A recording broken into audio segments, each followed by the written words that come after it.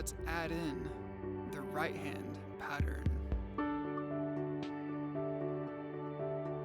Yeah.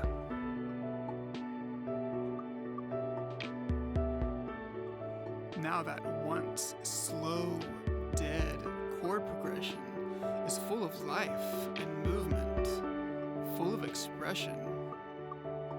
It's the same chords, we're just playing them differently.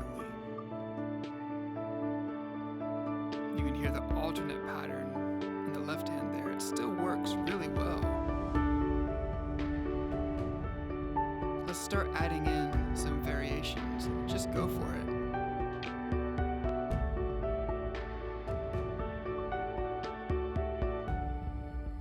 Here's where we started.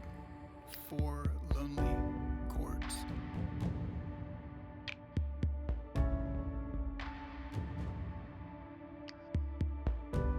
And here's the new pattern.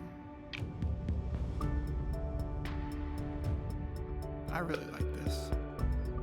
Now see how both hands are actually moving in the same way? It sounds complex, but the playing motion